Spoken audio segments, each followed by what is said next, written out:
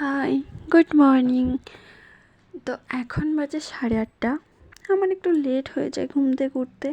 তো যাই হোক, সেটা আবার নির্লজ্জের মতো শেয়ার করছি তোমাদের সাথে। আমার বরমশাইটা ভালো বলে না এখানে সব কিছু খেটে যায় আমার। আর এই যে আমার মানি প্ল্যান্ট গাছ, এখানে মানি কতটা আসে জানি নি, তবে গাছগুলো দেখতে খুব সুন্দর লাগে। আমার ঘরের অনেক জায়গাতেই আছে এই গাছগুলো। তারপরে রেডি হয়ে গেছিলাম, একটা সোনার দোকানে যাব। আর আমি তো অতটা প্রফেশনাল ভিডিও করি না, ওই জন্য চুপচুপ করে একটু ভিডিও করেছিলাম। আর আমার আজকে একটা ছোট্ট ইচ্ছে পূরণ হলো, থ্যাঙ্কস টু বরমশাই আমার এই ইচ্ছেটা পূরণ করার জন্য। তারপরে অনেক দেরি হয়ে গেছিলো, আস্তে আস্তে প্রায় 1টা বাজে। আমি ভাত করে রেখে গিয়েছিলাম শুধু, মানে এটা হঠাৎ করে প্ল্যান হওয়া, ওই জন্য তাদের রান্নাবান্নাটা করা হয়নি। আজকে করেছিলাম, আজকে যেহেতু শনিবার নিরামিষ রান্না হবে, আলু পটল সয়াবিনের তরকারি।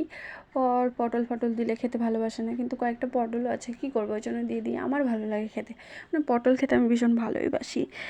আর করেছিলাম পাঁপড় ভাজা, আলু ভাজা করেছিলাম, পটল ভাজা। কী যে রান্না করেছি, কারণ সন্ধ্যাবেলায় তো মায়ের কাছে যাবো, ওই জন্য মানে একবেলার জন্য দুজনের জন্য আর কি রান্না করবো, যাতা মাতা হলেই হলো।